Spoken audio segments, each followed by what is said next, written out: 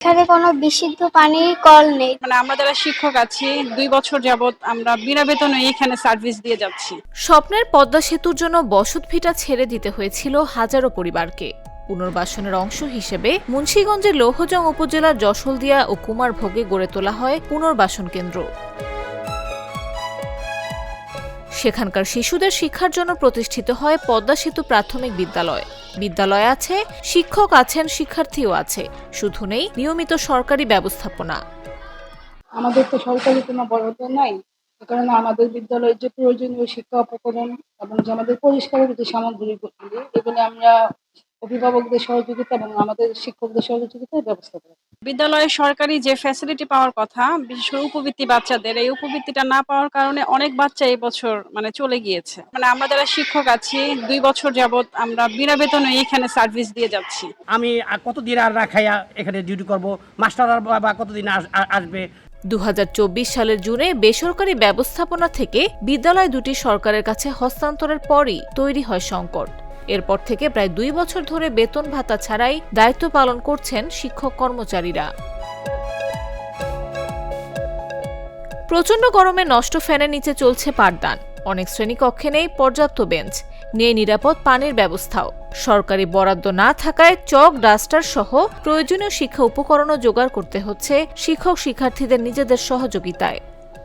আমাদের স্কুলে ফ্যানের অভাবে আমাদের টিচাররাও খুব কষ্ট করে গরমে, আমরাও খুব কষ্ট করি। আর এখানে কোনো বিশুদ্ধ পানির কল নেই, আমাদের বাসা থেকে পানি আনতে হয়। তার জন্য আমাদের স্কুলে টিউবওয়েল সব থেকে বেশি প্রয়োজনীয়। আমাদের শিক্ষকদের যদি এভাবে বেতন বন্ধ থাকে, বেতন কার্যক্রম বন্ধ থাকে, তাহলে এক পর্যায়ে আমরা হুমকির মধ্যে পড়ে যাব। আমাদের আসলে মানসিক প্রেশার নিয়ে, অর্থনৈতিক সুরক্ষা নিয়ে এভাবে আমরা আসলে ক্লাস নিতে পারবো না। জুলাইয়ের ৩ তারিখে পেয়েছি, আর তখন থেকে এখন পর্যন্ত অদ্যাবধি আমরা বেতন পাচ্ছি না প্রায় ২ বছর। পানি বাচ্চাদের অনেক সমস্যা, এটি আমরা সমাধান চাই।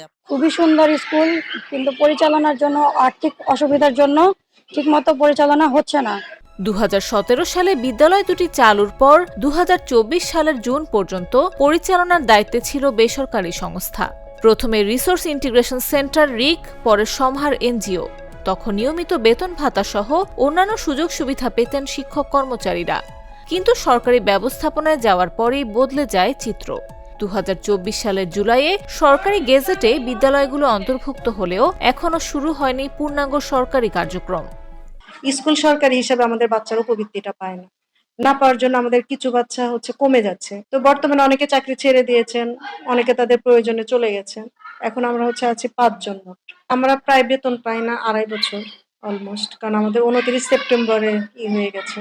তো সেভাবে ২ বছর চলে গিয়ে ৩ বছর রানিং ২৪ সালে। কঠিন ভাবে চলছে, সবার মানবেতর জীবনযাপন করছে। সবাই অনেক কষ্ট করেই চলছে, একটা আশা নিয়ে যে হয়তো আমার একদিন ভালো কিছু হবে। সরকারি ব্যবস্থাপনা শুরুর অপেক্ষায় থাকতে থাকতে অনেক শিক্ষকের চাকরির বয়সও শেষ হয়ে যাচ্ছে।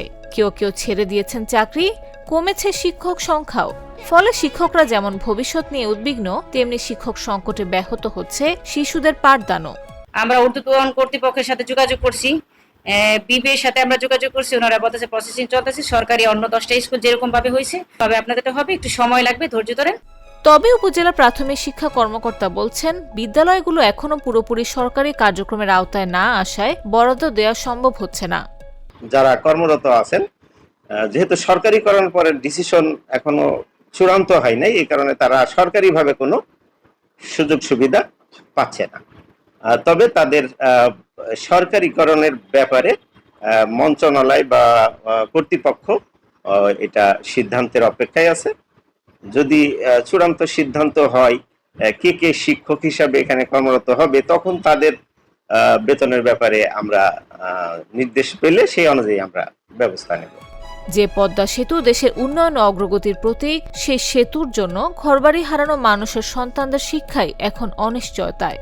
২ বছর ধরে অপেক্ষায় থাকা শিক্ষকরা চান দ্রুত শেষ হোক সরকারি প্রক্রিয়া, আর পুনর্বাসন এলাকার শিক্ষার্থীরা ফিরে পাক একটি স্বাভাবিক, নিরাপদ ও মানসম্মত শিক্ষার পরিবেশ।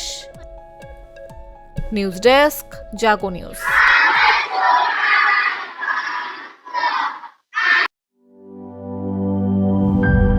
Rich cream or smooth chocolate Morano. Divino. Luxury in taste.